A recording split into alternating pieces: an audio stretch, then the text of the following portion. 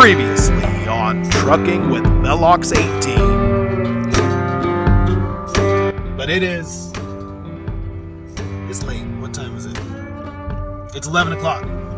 It's 11 o'clock p.m. I checked in here like before 4, so I don't know. This is weird, man. This is 2 nights in a row, just getting jacked. 3 and 4 hours, I've like gotten used to. But like 2 nights in a row of like, double-digit hours, which I'm just assuming this one's gonna be because I haven't even gotten a call yet. That's crazy. That's straight up just nuts.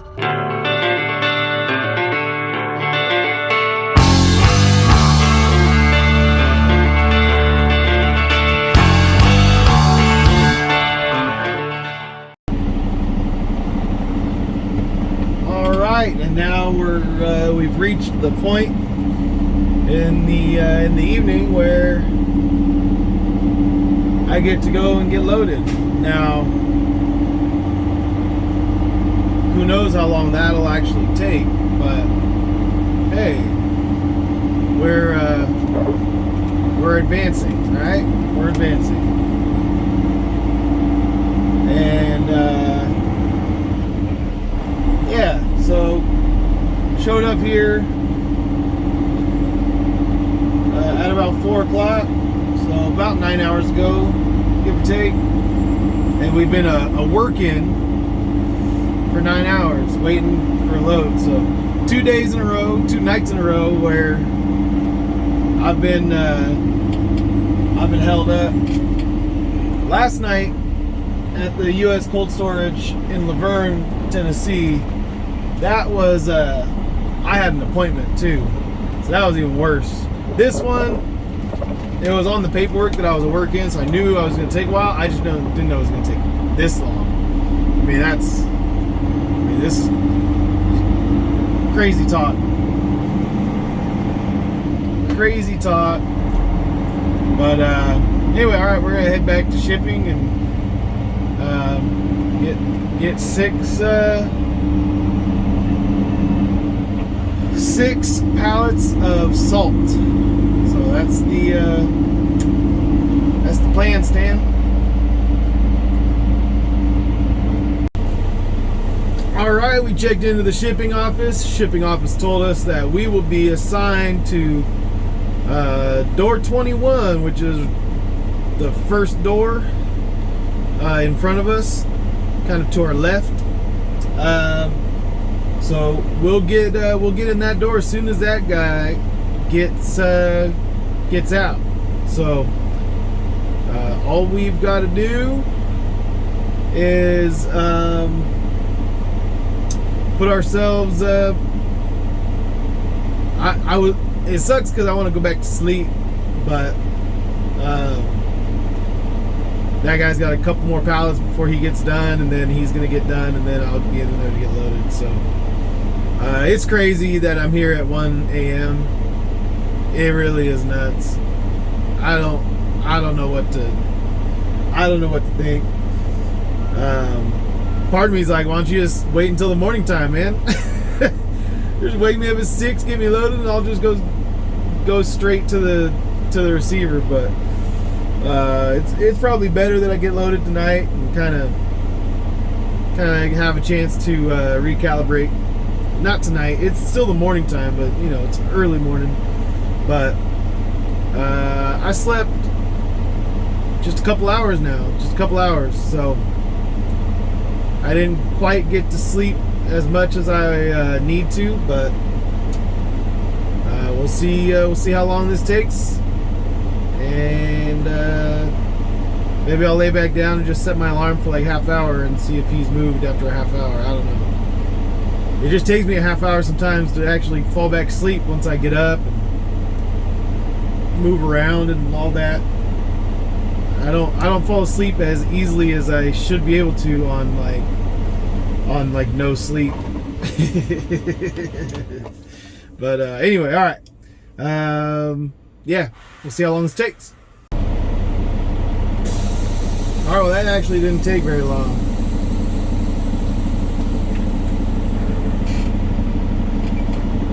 So we'll,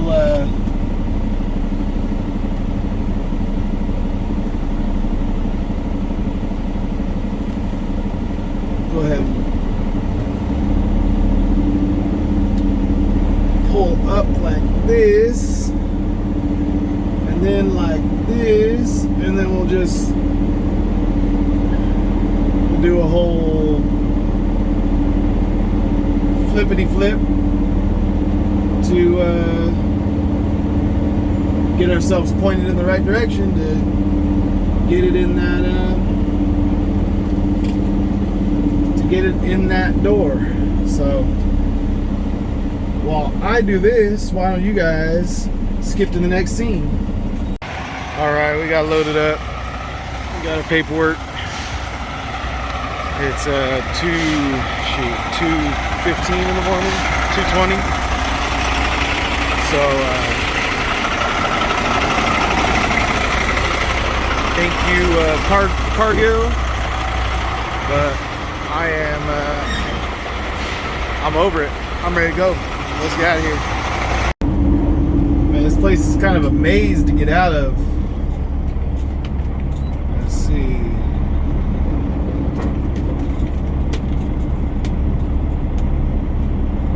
Bean truck driver, that's not me.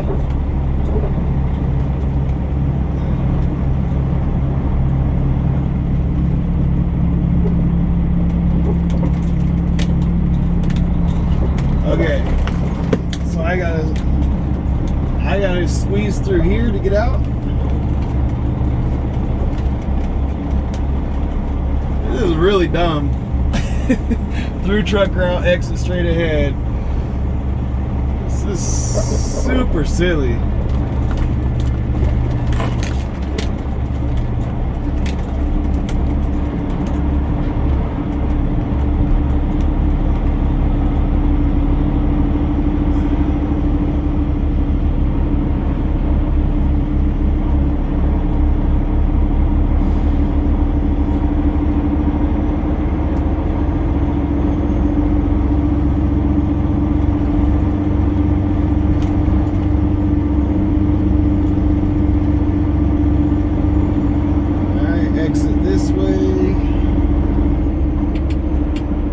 Going off-roading. This is the best place to bring my just washed truck. It's awesome. Love it. Love it. It was so worth the 11 hours I spent here.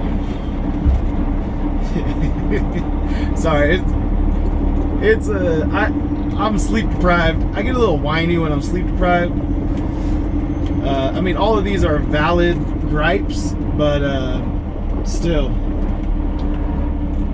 it gets old whining about crap, you know. All right, and now we're back out on the road. I'm gonna go down here. There's a Love's down the road, and I doubt there's any room there, but you know, I'm just gonna go check and see if there's any room in the inn, and then we'll go from there. We'll make a plan starting there, and we'll decide, you know, how we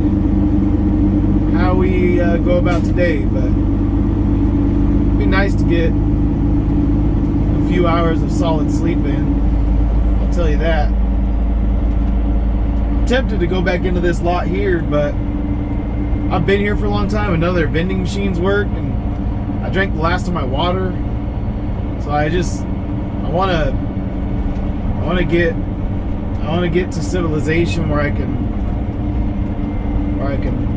buy something to drink, maybe something to eat.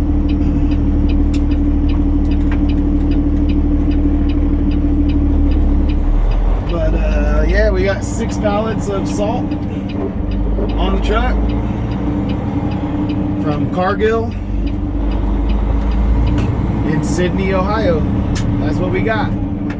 We're gonna head out of here and get down the road. We'll see if we can find anything over here at the Love's, anywhere to park. Probably not this time of morning. These look rough. Oh, they weren't that bad. Anyway, yeah, so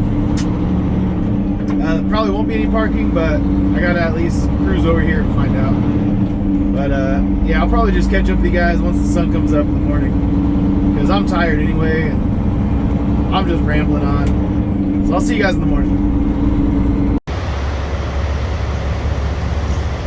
All right, so I was able to find a spot right here at this Love's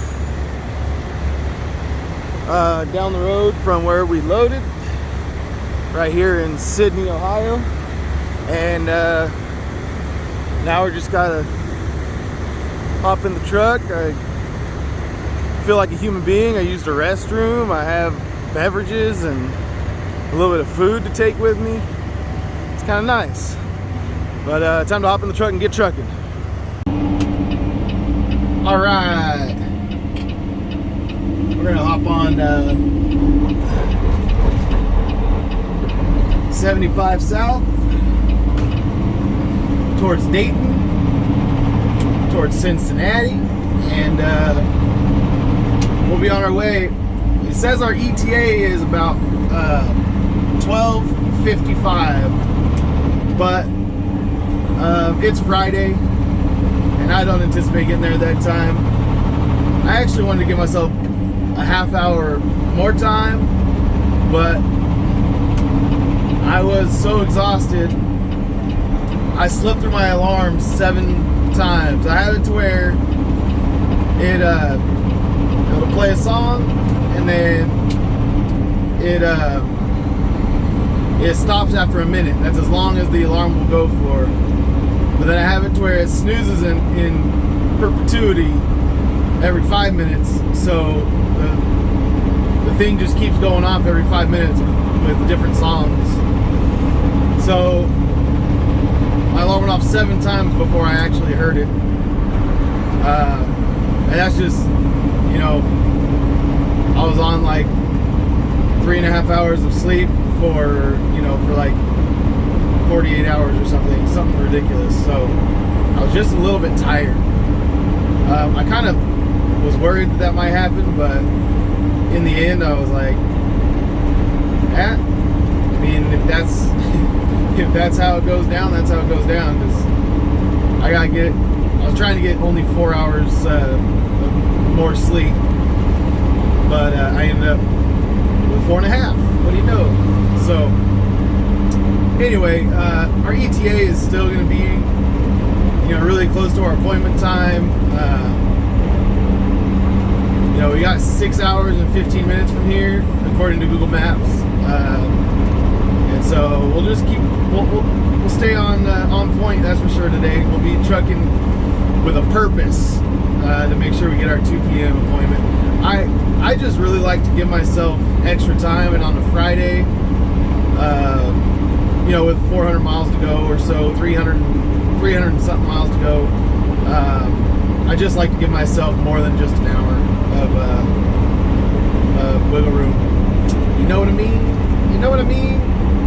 Because you figure Friday afternoon's going to absorb some of that. Friday, trying to get through Nashville, you're already figuring you're going to absorb about 15 minutes of that. So now you're only dealing with like 45 minutes of wiggle room. And then I figured probably this morning going through Cincinnati, I don't know, Dayton and Cincinnati, I don't know the traffic patterns here, but I just figured probably lose 15 minutes somewhere in there, right? So, want to leave with a half hour more time, but I didn't. So anyway, I've talked enough about this. And some of you guys give me flack because I tell you guys when I leave later than I want to. And you're like, man, you're always leaving later. I was like, you know how many times I've been late to an appointment? Like, this is why it's because I care about it, and because I give myself so much extra time that I'm not often late to my appointments. I am usually excessively early. So it's just, I share that's how I do things with you guys, just because, well, it's my channel, it's my vlog, and I just tell you guys what I'm doing. So if I want to get there an hour early, but I figure it's probably gonna, I'm probably gonna lose some time in Nashville and somewhere else, then I need to leave, with like an hour and a half of wiggle room for a 6 hour, 15-minute drive, I probably want to give myself 7 hours and 45 minutes. So, anyway, that's all I have to say about that. You know, part of me leaving early is building into it that stuff like this happens. So, boom, roasted. All right, I'll catch up with you guys down the road. All right, well, we've hit our first snag of the day. I'm hearing about 3 miles up, there's an accident blocking the left lane, so I'm gonna get over into this right lane at some point, just to give everyone else room to get over.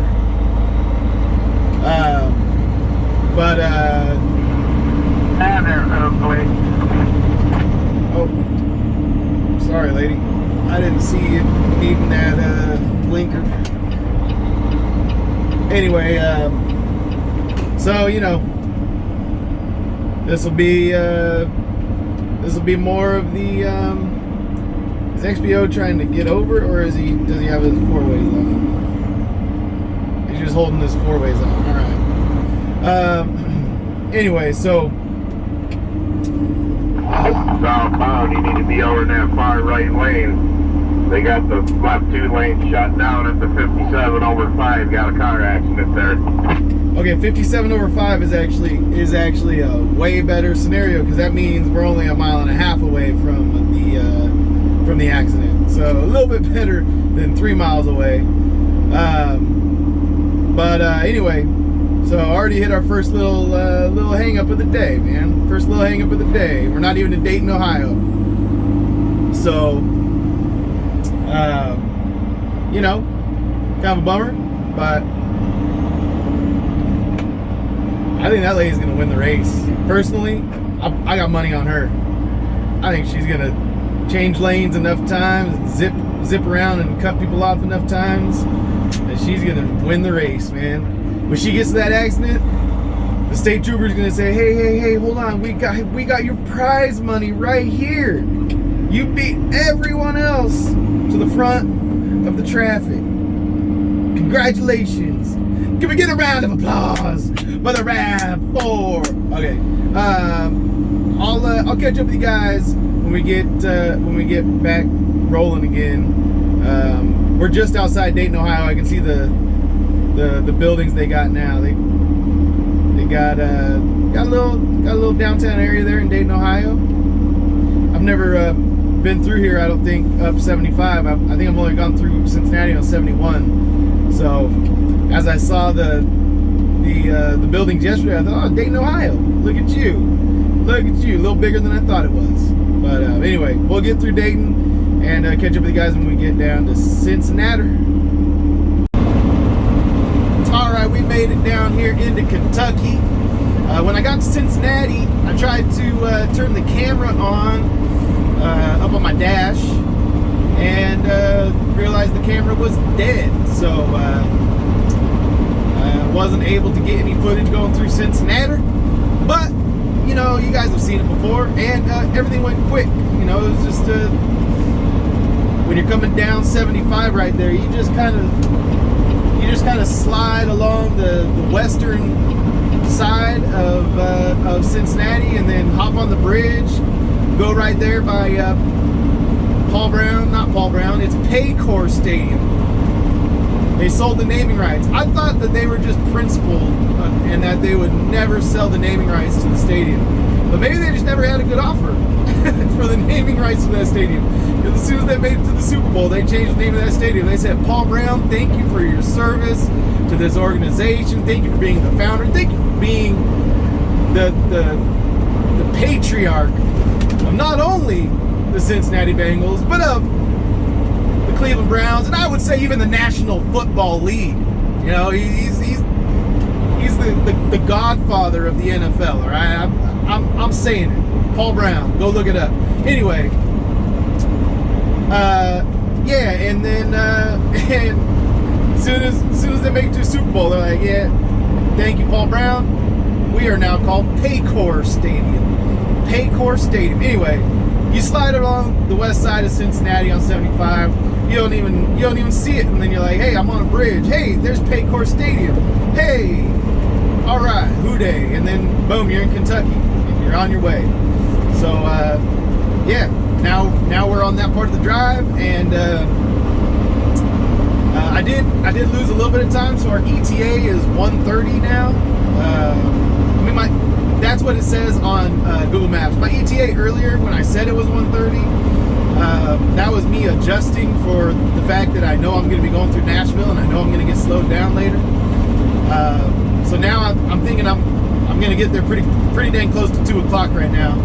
But I had to make a pit stop, you know. I had to use the restroom, the extended version, the director's cut version of the bathroom visit, if you know what I mean. If you're picking up what I'm putting down, if you're smelling what I'm stepping in, come on.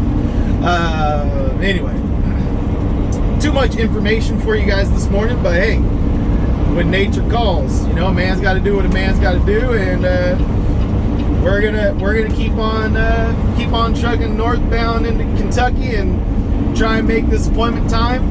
You know, even if we gotta make a pit stop along the way to do our duty, you know, to do our duty. All right, I will catch up with you guys a little further down the road, and we will stop talking about poop. Actually, there's no guarantee about that. Sorry, there's always a possibility we're talking about poop on this channel. Let's just be real about it. Let's just be real. That's a distinct possibility that in 2 hours, when I check in with you guys again, we'll still be talking about poop. Well, we made it into Tennessee, but we're currently parked on Interstate 24. Anybody see if that oversize got stuck up here? Oh, is that what happened? There's an oversized. I can't hardly see it. That's what I was trying to see. I was asking somebody if it got stuck. Yeah, me and this CFI driver sitting here dogging the hell. We can't see nothing around us either. Right up here at the front, but I can't see past Wiley here. See the Escort starting to move on up through there though. Maybe he got under. Gotcha. Now I understand. Okay, because I was like, man, all of a sudden we just came to a stop. I don't really know why. I don't know what's going on. You know, there wasn't even anything on the on Google Maps. You know, it was all blue. It was supposed to be moving, but all of a sudden we were stopping. So apparently, with this construction going on, that oversized load may have had an issue trying to get through an overpass up here. So we're starting to trickle forward now. So we'll see if the floodgates open. We just start.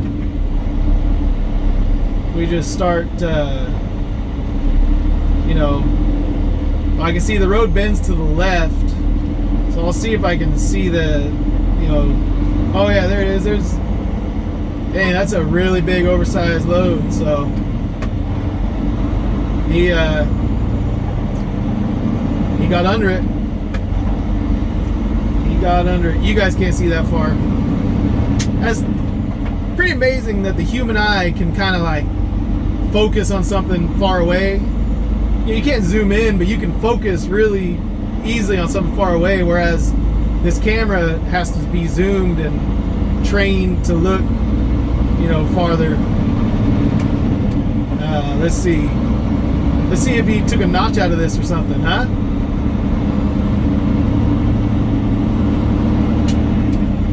Those don't look new. Those look old. Nope. He must have made it. Must have made it, no problem. The only problem was for all the people sitting behind him waiting to make sure. Alright. That's good though that we're rolling. It was right at the back end of that construction zone, so I thought, uh-oh, did something happen? You know, construction truck pulling out or something? Did we have some kind of an issue here? But just got you know, just got ourselves behind an oversized that had to be extra careful. So all good, keep on moving, and we're about an hour away from our appointment. I mean, from an hour away from our delivery, and hour and 20 minutes away from our appointment time. Oh my gosh, I can't have talk. All right, we're rolling. I'll catch up with you guys later. All right, and here we are. We've got the entrance over here to the right. I believe that's where the truck entrance is. If I'm looking at the map correctly. Let's see here. Swinging in, yeah, receiving department. All right, cool. So we'll come over here and drop off our 6 pallets. 6 pallets.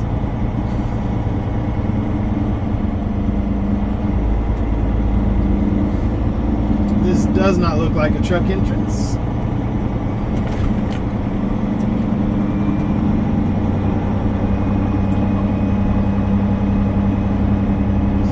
Come down here, receiving department entrance. Cool, man. And this is a smaller receiver, so I just have a feeling that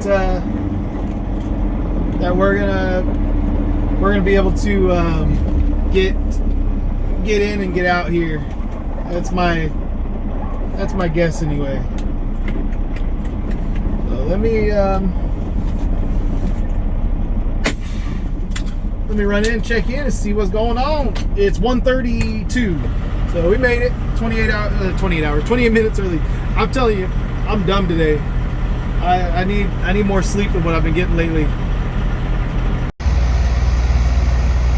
We got in the dock that quick, and they're already rocking and rolling the trailer for those 6 pallets, so I think I'm gonna be out of here quick, guys. I think this is a good Friday. It's about time we had something happen that goes quick, right? out of all of the hang-ups we've had the last couple days, it's kind of nice, and especially this is the one that gets me home quicker, so awesome. All right. We got out of there so fast. It's barely after 2 o'clock. 6 pallets, and they were like, man, we're just gonna jump on you and take these off quick so you can get out of here. I was like, are you sure? They're like, yeah, we don't need you here. I said, well, I can wait for the guy next to me, because he told me I was gonna have to wait till the guy next to me was empty. And then he looked at my paperwork, and then he came back out and said, hey, just put it in this dock over here real quick, and we'll knock it out like fast. And I was like, oh, I can wait, for the dock to open up. And he said, no, just put it in there and we'll get it done. Let's go. So, all right, cool. So, hey, I'm gonna stop and grab something to lunch, something to eat, probably McDonald's or something. But I figure I'll run down these numbers, run through the numbers for you guys when I get back to Parsley's Market over there where I parked the truck. So I'll see you guys over at Parsley's Market. I'm gonna stuff my face real quick and then get home, and I should be home right when the kids are done getting picked up from school. I should be able to be picked up. They should swing by on their way. My wife should be able to swing by on her pickups with all of the kids. So kind of works out. But anyway, I'll catch up with you guys over at Parsley's and we'll break down these numbers.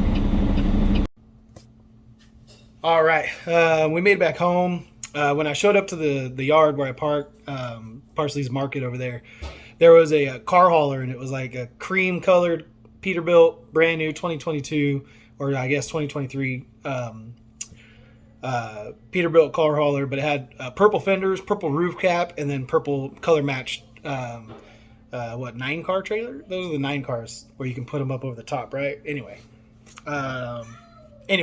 it was bad, so I had to talk to him. And he works for a company. It's a company truck, and the company like orders these brand new Peterbilt car haulers, and they let the guys kind of deck them out. They pay for everything to get decked out on the outside, and then the guys pay for anything they want to touch on the inside. That's their domain. So anyway, this company, they're just down the road, and I'm like, man, at this point, maybe I should go talk to them, see if they need an owner operator. Maybe I can pull a little 7-car trailer for them. Anyway, I'm not really thinking about that, but it's it's kind of they just anyone that I see that where they invest in their equipment like that and they buy hood trucks and they do it kind of the old school way, that means they're taking out of their own profits, out of their own pockets, and putting it into the equipment. And anyway, that's cool. I like that. So I talked to that dude for a while, and then my family showed up to pick me up, and I didn't want to make them wait while I was like, hey, so here's the recap of the numbers. But here's the recap of the numbers now that we're home in the office. We did 3 loads. I couldn't find a load on Tuesday. Monday was Labor Day. Tuesday, I couldn't find a load. I booked a load for Wednesday, but it didn't pick up until Wednesday night. So I was like, man, this is bad. You know, I'm not working for, I had delivered my previous load on Thursday the week before. So I was like going 6 days without working. I'm like, dude, I can't afford that. I just can't. So, I got to keep this truck loaded. I wanted to get a load Tuesday morning and it just didn't work out. But anyway, so I found a local load to run Wednesday morning. So I ran that local load, knocked that out, then picked up the load that went up to Napoleon, Ohio, delivered that one yesterday, went and got loaded last night in Sydney, Ohio, and then came back home. Delivered in Murfreesboro and came home. So all of those miles were 1,070 miles. So just a little out and back. Kind of the way that I like to do it, to be honest. I like that style of trucking. Go out, come back. Go out, come back. And we made 3,600, which I'm down with, to be honest. If I could do that every week, I'd be down. Like 3,600, if I could do that twice a week, I'd be home every weekend, and I'd gross 7,200 to the truck. And it doesn't burn that much fuel. I mean, there's some hills going through Kentucky, but it's like they're just rollers. It's not like you're not climbing. And my last load was 11,000 pounds, so I didn't even feel the hills. But anyway, yeah. So we did that. So that comes out to like $336 a mile, which granted isn't great for only 1,000 miles, but considering we did that in, I guess, 3 days, 2.5 days, that's where we're at right now in the market. $1,200 per day that I worked. If you average 1,070 over 3 days, which it didn't exactly work out that way, but nevertheless, the 3 days that we spread the mileage out in, it's like 300 something miles a day. We're doing okay for 12. If you make $1,200 a day, you better be driving less than like 400 miles a day, and that's basically what it works out to. So if I could do that more often, I would, but alas, it all depends on what I can find on the load board. Speaking of which, I gotta jump on the load board to look for loads for Monday before all the brokers go home. It's like 2:30. No, it's like 3:30. Yeah, they probably already went home, but I'm gonna hop on and just see. Not too late to try. Gotta try and get this thing, keep the truck moving. Keep it moving. All right. I will see you guys on the next load. Love you guys. Peace out.